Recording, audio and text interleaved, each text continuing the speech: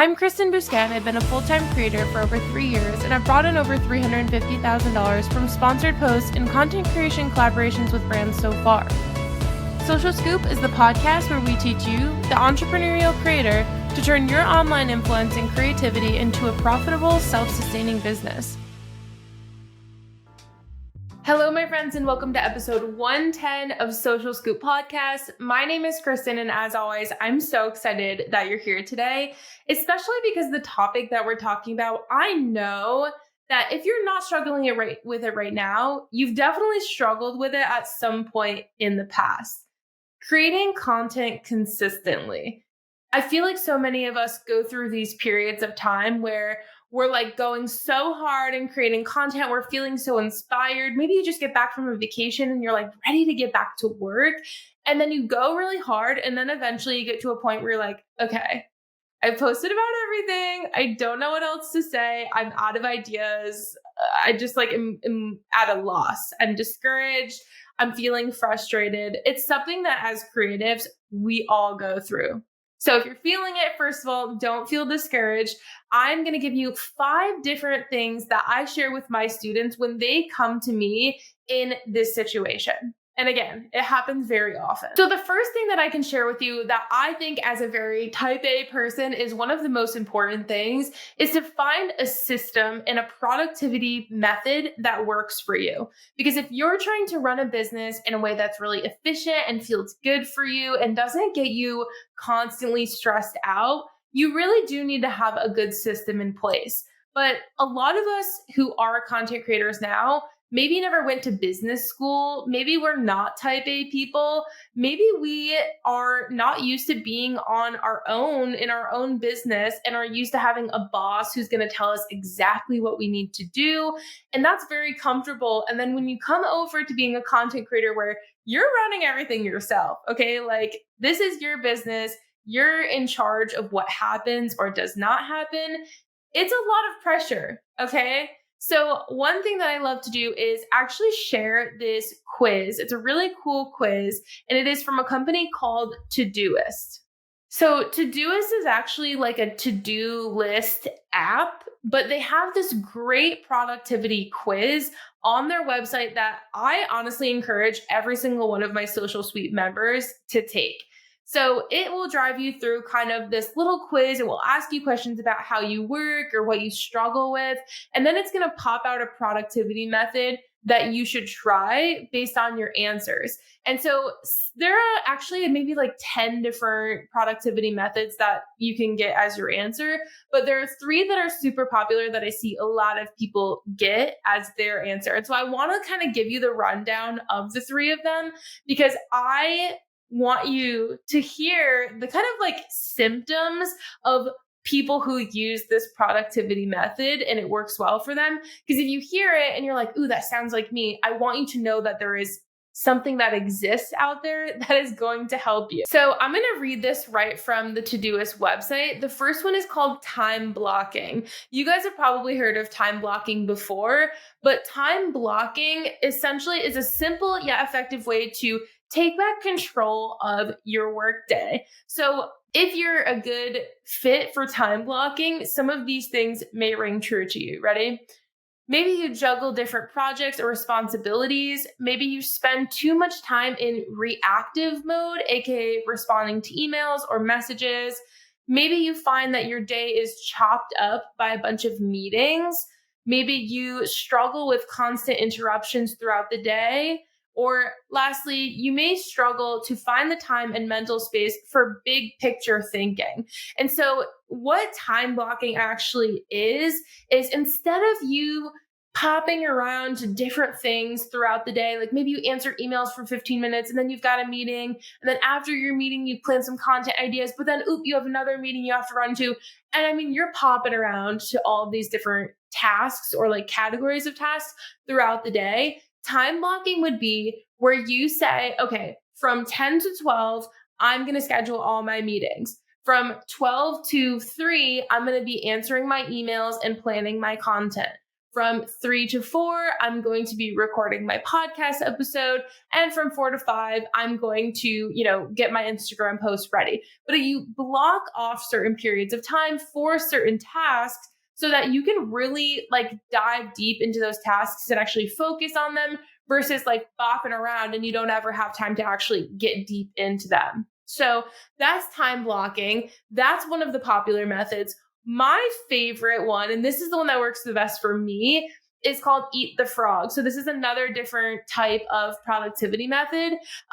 Eat the Frog is the weirdest concept. It's so funny. Every time I say to someone, because I love this method and I tell people about it all the time, every time I say this to someone, they're like, what are you talking about? Why are we talking about frogs? What? And so Eat the Frog is perfect for people who struggle with procrastination, who get a lot done, but don't feel like you're making progress on the important stuff.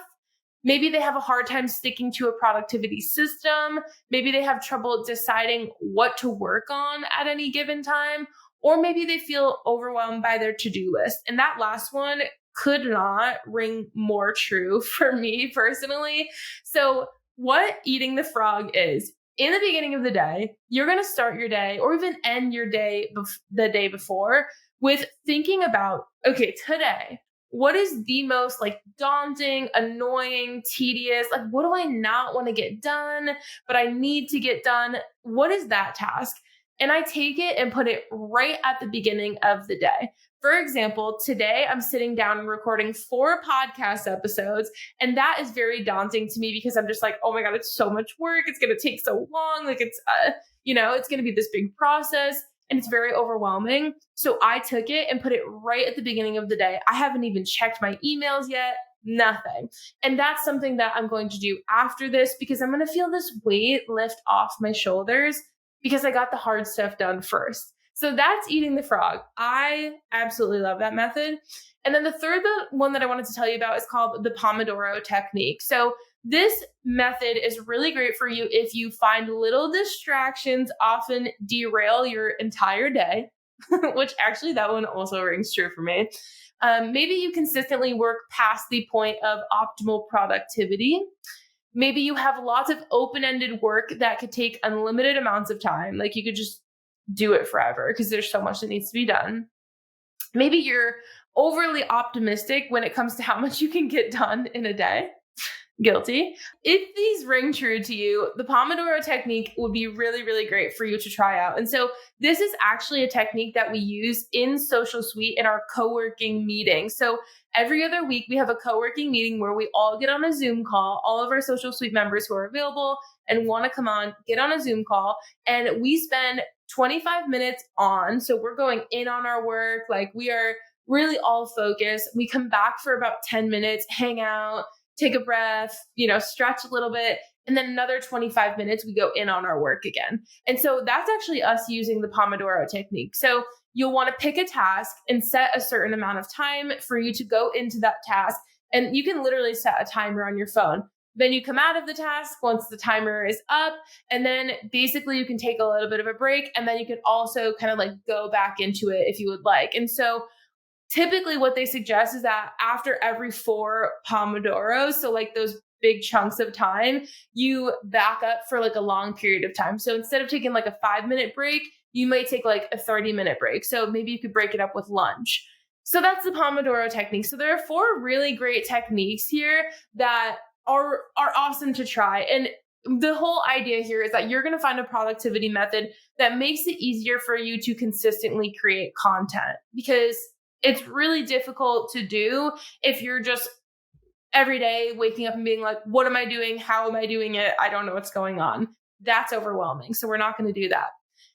The other thing that I want to have you do, because we talked in a previous episode about how doing less and creating content that's more sustainable for you to create is one of the best things that you can do, because it allows you to create content more consistently because it's easier for you. It's less chaotic. It's less of a production.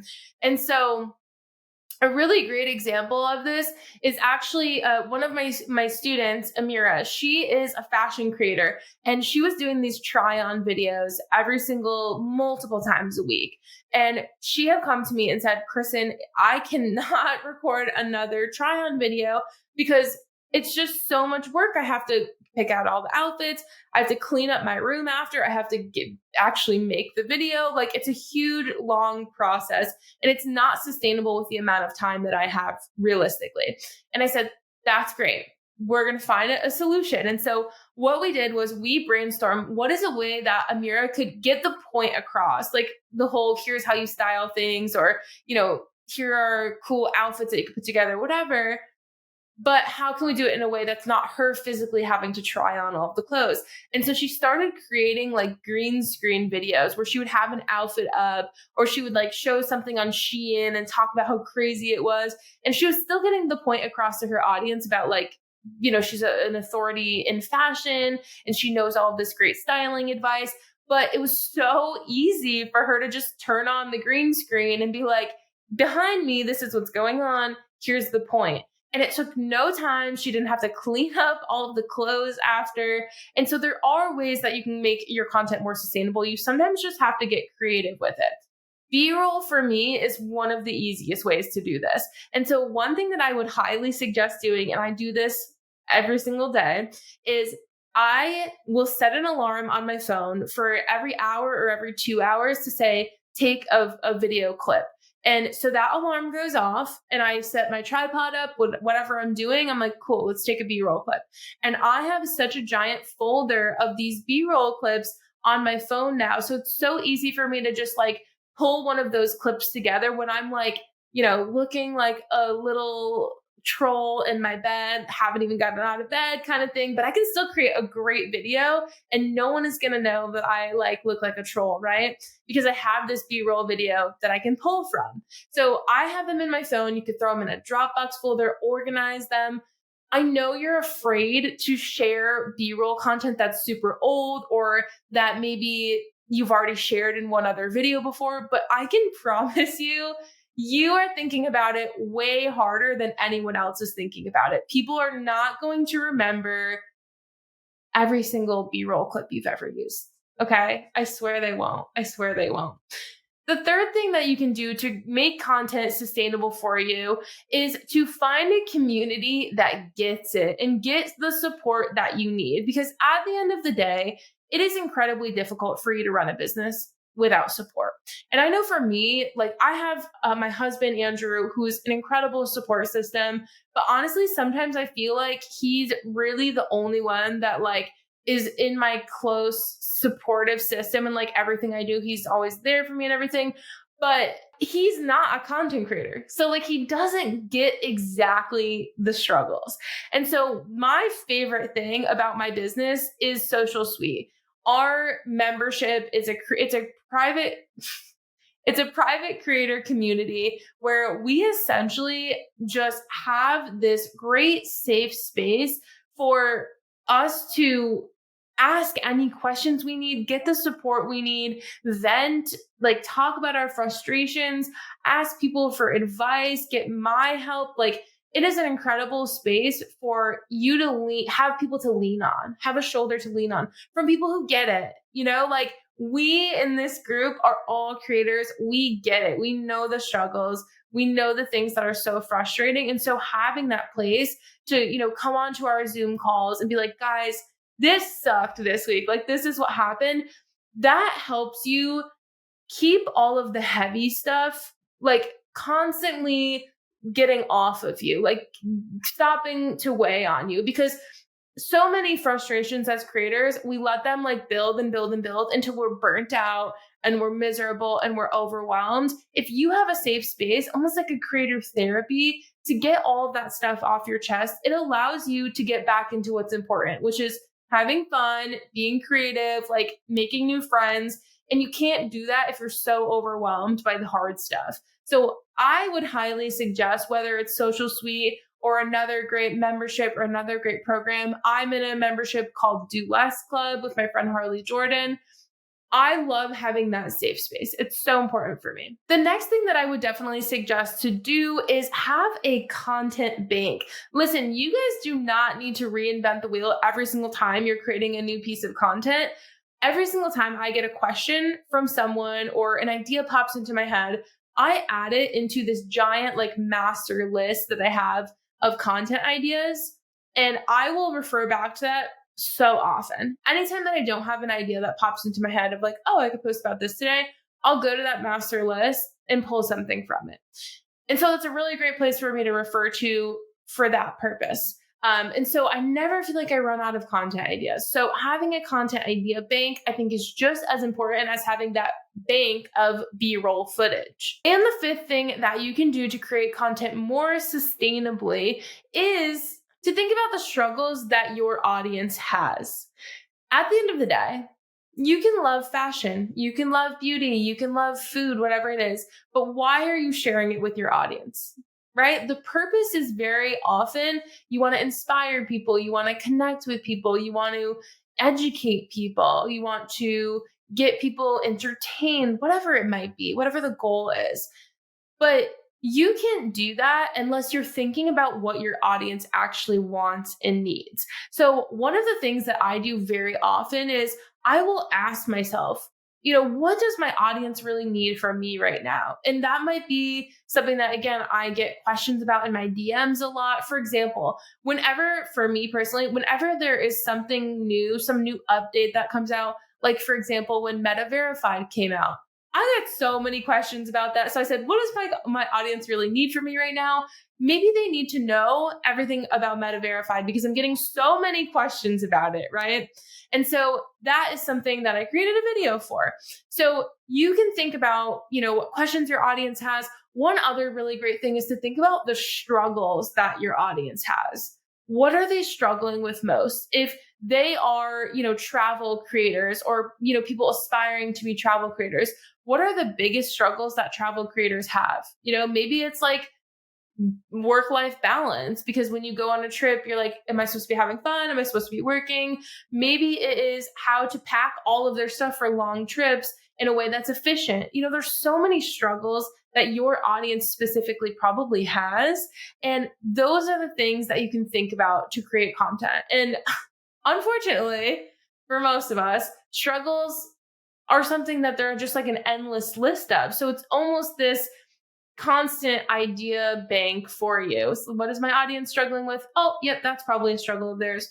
Perfect. Let me create a piece of content about it. You can also use this information to create digital products, digital services, in-person services, courses, ebooks, whatever it might be. You can use all of this information that you learn about your audience with their struggles and with their needs and turn it into paid content as well. At the end of the day, as creators who are building businesses, we need to have multiple streams of income, and having a digital product or a service or anything along those lines is a really great way to sustain some income. So don't be afraid to kind of think about the struggles, create something really great that's going to help your audience with those struggles, and then create something that is behind a paywall. If you're a creator who finds yourself struggling to create content consistently, I really hope that these 5 different tips that I share with my Social Suite members very often helped you out today. I hope to see you guys in Social Suite as members